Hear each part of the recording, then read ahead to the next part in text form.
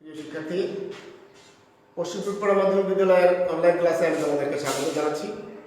Dear students, আমি নবম দশম শ্রেণীর শিক্ষার্থীদের জন্য ট্যাগ কোশ্চেনের উপর ক্লাস করছি এবং গতদিন আমি ট্যাগ কোশ্চেনের উপর একটা ক্লাস করেছিলাম। আশা করছি তোমরা আমার ক্লাসটা মনোযোগ সহকারে দেখেছ এবং আমি যতটুকু ক্লাস করিয়েছি আমার মনে হয় যে তোমরা যদি মনোযোগ সহকারে দেখো তাহলে কোনো সমস্যা থাকার কথা না। তারপরেও যদি কোনো সমস্যা থাকে তো ডিয়ার স্টুডেন্টস, তোমরা কমেন্ট করে আমাকে জানাবে।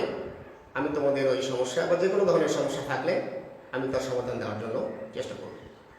আমি গত ক্লাসে বলেছিলাম যে আমি তোমাদের জন্য ট্যাগ কোশ্চেনে যে 24টা অপারেটরের প্রয়োজন হয় সেই অপারেটরের একটা তালিকা আমি তোমাদের জন্য পাঠাবো এবং ইতিমধ্যে আমি ওটা পাঠিয়ে দিয়েছি। আশা করছি যে অপারেটরের যে লিস্ট আমি পাঠিয়েছি ওটা তোমাদের উপকারে আসবে। সো ডিয়ার স্টুডেন্টস, কথা না বাড়িয়ে আমরা আমাদের ক্লাসে ফিরে যাই। আমি গতদিন ট্যাগ কোশ্চেনে যে বেসিক রুলটা শিখিয়েছিলাম সেটা হলো যে ট্যাগ কোশ্চেনে যে স্টেটমেন্টটা থাকে এই স্টেটমেন্টটা যদি পজিটিভ স্টেটমেন্ট হয় তাহলে আমাদেরকে যে আমরা যে ট্যাগ কোশ্চেনটা করব ওই ট্যাগটা হবে হচ্ছে নেগেটিভ। আর যদি স্টেটমেন্ট নেগেটিভ স্টেটমেন্ট হয় তাহলে আমাকে ট্যাগ করতে হবে পজিটিভ। তো ডিয়ার স্টুডেন্টস, আমি ওখান থেকে শুরু করছি যে স্টেটমেন্ট নেগেটিভ হবে এটা আমরা কিভাবে বুঝবো। সাধারণত যদি নো, নট, এই দুটো শব্দ অত্যন্ত কমন শব্দ, এই দুটো শব্দ থাকলে আমরা খুব সহজেই বুঝতে পারি যে স্টেটমেন্টটা নেগেটিভ।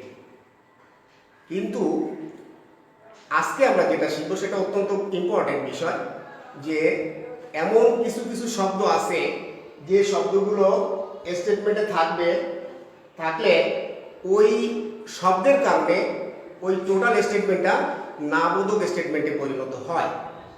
সেই শব্দগুলো সম্পর্কে আমরা আজকে জানবো এবং সেই শব্দগুলোর একটা তালিকা আমি তোমাদের দেওয়ার জন্য চেষ্টা করবো। নাবোধক শব্দ, নাবোধক শব্দ। নো নটটা আমাদের কাছে খুব কমন। নো নট দেখলে আমরা বুঝতে পারি যে এটা নেগেটিভ স্টেটমেন্ট।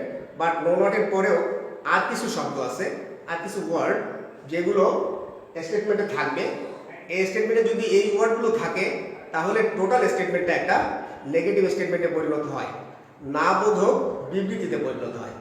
সেই যে নেগেটিভ ওয়ার্ড বা ওই যে শব্দগুলো থাকলে টোটাল স্টেটমেন্টটা একটা নেগেটিভ স্টেটমেন্টে পরিণত হবে সেই শব্দগুলো সম্পর্কে আমরা জানবো বা সেই শব্দগুলোর সঙ্গে আমরা পরিচিত হব। সেই শব্দগুলো কি কি? এটা আমি আগে বলেছি যে এটা common. No, not, neither,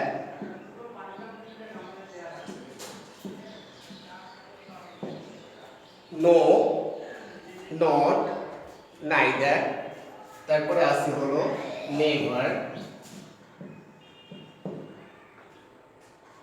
hardly,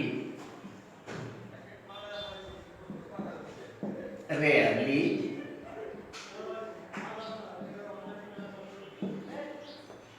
scarcely,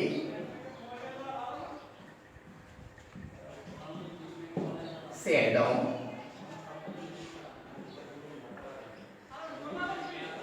few,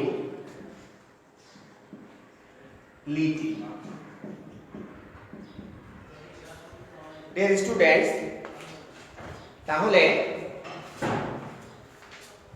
no, not, neither, never, hardly, rarely, scarcely, seldom, few, little. Few, little এই শব্দগুলো যদি থাকে 1, 2, 3, 4, 5, 6, 7, 8, 9, 10 এই শব্দগুলো যদি থাকে তাহলে আমরা স্টেটমেন্টটাকে একটা কি বলবো যে এটা একটা নেগেটিভ স্টেটমেন্ট। দেখো এই যে নো নট, এই নো নট থাকলে কিন্তু আমরা সহজেই বুঝতে পারি যে এটা একটা নেগেটিভ স্টেটমেন্ট। কিন্তু নো নট না থেকেও এই জাতীয় শব্দ যেমন hardly, rarely, scarcely, seldom, little, few এই জাতীয় শব্দ যদি থাকে তাহলে কিন্তু ওই স্টেটমেন্টটা একটা নেগেটিভ স্টেটমেন্ট।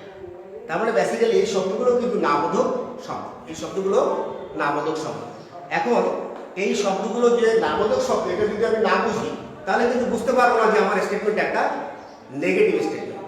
আর স্টেটমেন্ট নেগেটিভ হলে আমাকে কি করতে হবে, আমার ট্যাগটাকে পজিটিভ করতে হবে, সেখানে কিন্তু আমি কিন্তু নট ব্যবহার করতে পারবো না।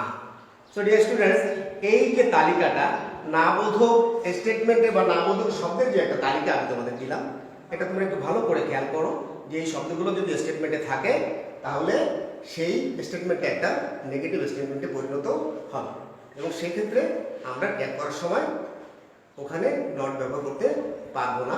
আমাদের অবশ্যই কোনো স্টেটমেন্টে যদি এই শব্দগুলো থাকে তাহলে আমাদেরকে অবশ্যই ওই ট্যাগ করার সময় সেটাকে পজিটিভ ট্যাগ করতে হবে।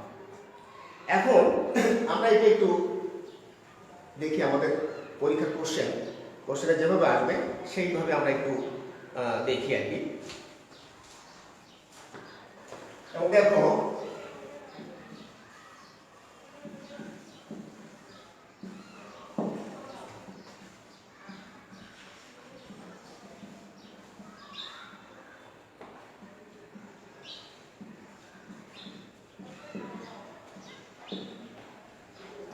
তাহলে দেখো এখানে আমি একটা স্টেটমেন্ট লিখেছি, a barking dog seldom bites.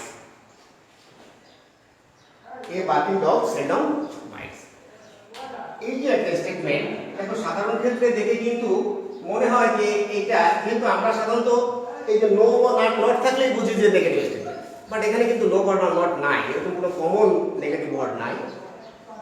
কিন্তু তারপরেও এই যে স্টেটমেন্ট, এটা কিন্তু একটা না বোধক statement, due to send, due to send, এই সেন্ডাম একটা। তাহলে আমাকে এই স্টেটমেন্ট কিন্তু আমার খুব ভালো করে খেয়াল করতে হবে যে এই শব্দগুলোর একটা শব্দ আমার স্টেটমেন্টে আছে কিনা। যদি থাকে তাহলে আমাকে বুঝে নিতে হবে যে এটা একটা নেগেটিভ স্টেটমেন্ট, এটা একটা নেগেটিভ স্টেটমেন্ট। এটার বাংলা যদি আমি বলি, a barking dog seldom bites, a barking dog seldom bites, এটা বাংলাতেও এরকম চলে আসে যে ঘেউ ঘেউ করা কুকুর কামড়ায় না বললেই চলে, বা কদাচিৎ কামড়ায়। কিন্তু এই যে নেগেটিভ স্টেটমেন্ট, যে কামড়ায় না বললেই চলে, নাবোধক কথাটা কিন্তু চলে আসে। আর এখানে নাবোধক ওয়ার্ড কোনটা? সেলডম। সেলডম কিন্তু টোটাল স্টেটমেন্টটাকে একটা নেগেটিভ স্টেটমেন্টে পরিণত করেছে।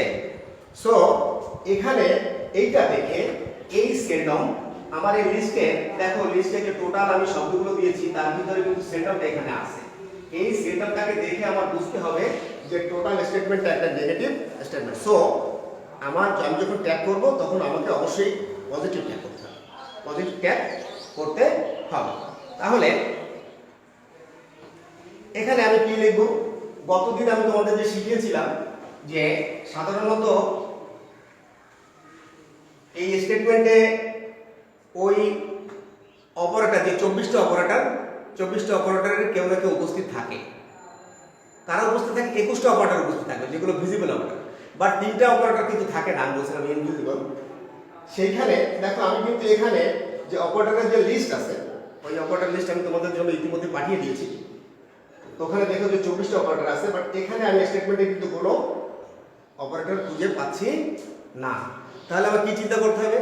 ওই যেটা অদৃশ্য অপারেটর ডু ডাজ ডিড, এখানে কিন্তু দেখো যে seldom bites, seldom bites, seldom bites. তাহলে কি হবে? এখানে কে চলে আসবে অপারেটর হিসেবে? ডাজ। কে আসবে? ডাজ। আর যেহেতু সেলডমটা নেগেটিভ ওয়ার্ড এবং এই সেলডম টোটাল স্টেটমেন্টটাকে একটা নেগেটিভ স্টেটমেন্টে পরিণত করেছে, সো আমি কিন্তু ডাজের সাথে আর নট ব্যবহার করতে পারবো না। তাহলে এখানে ট্যাগ করতে গেলে আমি কি লিখবো? আমি লিখবো ডাজ, কি লিখবো? Does it. এখন তোমরা প্রশ্ন করতে পারো যে ইটটা কেন হলো? যে বার্কিং ডগ এইটার প্রমাণ হিসেবে আমরা ইট ব্যবহার করেছি। সাধারণত ইতর প্রাণী, এদের প্রমাণ হিসেবে ইট ব্যবহার করা হয়। ডিয়ার স্টুডেন্টস, আরো একটা উদাহরণ আমি তোমাদের জন্য আরেকটা উদাহরণের মধ্যে আমরা দেখি।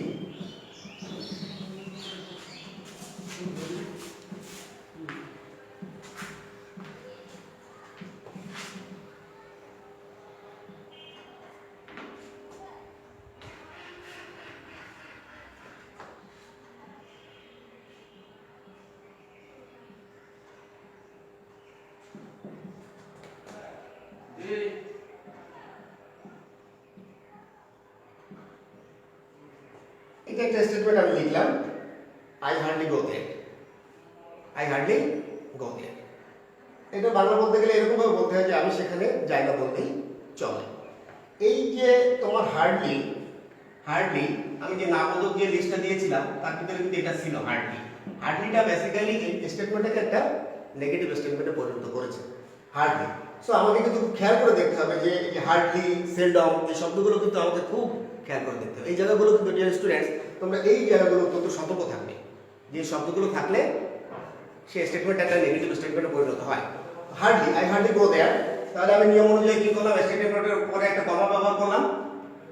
আর এখানে আমি সার্চিং দিয়ে দেখলাম যে আমার এখানে অপারেটর আছে কিনা, অপারেটর নাই, অপারেটর নাই। তাহলে আমাকে কি ব্যবহার করতে হবে এখানে, দেখো ভার্ব, ভার্বের সঙ্গে কিন্তু এখানে ইয়ে যুক্ত ছিল বলে আমি কিন্তু টাস্কে আছি, বাট এখানে গো, গোর সঙ্গে কিন্তু এসবিএস যুক্ত নাই। সাবজেক্ট কোন ফর্মে আছে, সাবজেক্ট আমার ফার্স্ট পারসন আই, সেন্টেন্সটা আছে present indefinite tense, I hardly go there. তাহলে আমার এখানে অপারেটর চলে আসবে ডু, ডু, ডুর সাথে কিন্তু আমি নট ব্যবহার করতে পারছি না। কেন পারছি না, যেহেতু এখানে হার্ডলি আছে। হার্ডলিটা আমার স্টেটমেন্টটাকে নেগেটিভ স্টেটমেন্টে পরিণত করেছে। সো কি হলো, ডু আই, ডু আই। তাহলে প্রিয় শিক্ষার্থী, আজকে কিন্তু আমি এই যে জায়গাটা কাজ করলাম, যে কিছু শব্দ আছে, শব্দগুলো তো একটা লিস্ট আমি তোমাদের দিয়ে দিয়েছি।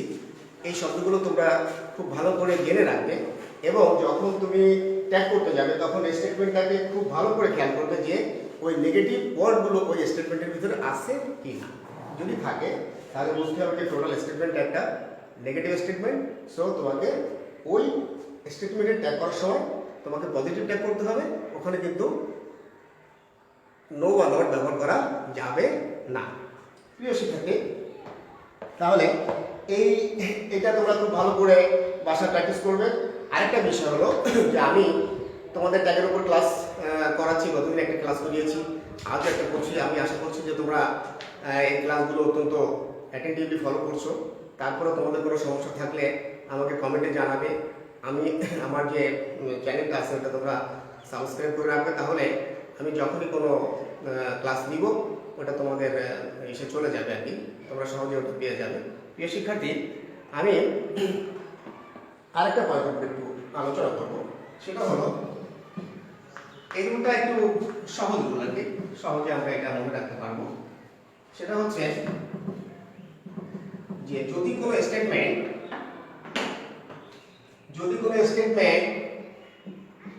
লেট আস অথবা লেটস, যদি কোনো স্টেটমেন্ট লেট আস বা লেটস দিয়ে শুরু হয়, যদি কোনো স্টেটমেন্ট লেট আস অথবা লেট আস বা লেটস দিয়ে শুরু হয়, তাহলে ওই স্টেটমেন্টে ট্যাগ করার সময় আমাদেরকে কি ব্যবহার করতে হবে, আমাদেরকে ওখানে শ্যাল উই ব্যবহার করতে হবে। কি ব্যবহার করতে হবে, শ্যাল। এটা একটা সহজ একটা রুল, তোমরা এটা মনে রাখবা যে কোনো স্টেটমেন্ট যদি লেট আস বা লেটস দিয়ে শুরু হয় তাহলে ট্যাগ করার সময় আমরা কি ব্যবহার করব, শ্যাল উই। যেমন আমি একটা স্টেটমেন্ট লিখে আমি তোমাদের দেখাই।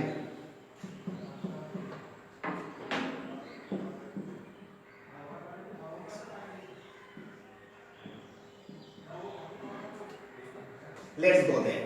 তাহলে দেখো একটা স্টেটমেন্ট আমি কি লিখলাম, লেটস গো দেয়ার, চলো সেখানে যাই, লেটস গো দেয়ার, চলো সেখানে যাই। তাহলে এই স্টেটমেন্টটা কি দিয়ে শুরু হয়েছে, দেখো লেটস। তাহলে সোজা রুল হচ্ছে স্টেটমেন্ট যদি let us, either let us or let's যদি শুরু হয় তাহলে সিম্পলি আমি ওখানে কি লিখে দেব, শ্যাল উই। এটা তোমরা মনে রাখবা যে কোনো স্টেটমেন্ট লেট আস অথবা লেটস দিয়ে শুরু হলে আমাকে ট্যাগে শ্যাল উই লিখতে হবে। তবে ডিয়ার স্টুডেন্টস, এই জায়গাটায় আমি এখন যেটা বলবো এটা মনে রাখতে হবে খুব, মানে এটা তোমরা অত্যন্ত মনে রাখবো। সেটা হলো যে যদি লেটের পরে আস না থেকে, লেটের পরে আস না থেকে অন্য কোনো অবজেক্ট ফর্ম থাকে, অন্য কোনো অবজেক্ট ফর্ম, যেমন মি, হিম, হার, দেম। এই লেটের পরে আস না থেকে যদি অন্য কোনো অবজেক্ট ফর্ম, যেমন লেট মি অথবা লেট হার অথবা লেট দেম এটসেট্রা, এই জাতীয় যদি অন্য অবজেক্ট ফর্ম থাকে, যদি শুধুমাত্র লেট আস না থেকে আস ভিন্ন অন্য কোনো অবজেক্ট ফর্ম থাকে, তাহলে কিন্তু শ্যাল উই ব্যবহার করা যাবে না। শ্যাল উই ব্যবহার করা যাবে না, সেখানে কি ব্যবহার করতে হবে? Will you, will you.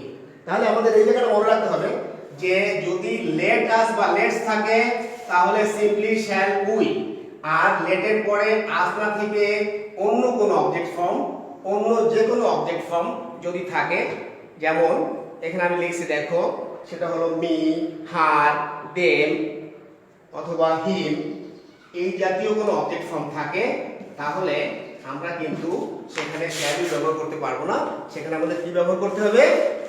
Will you.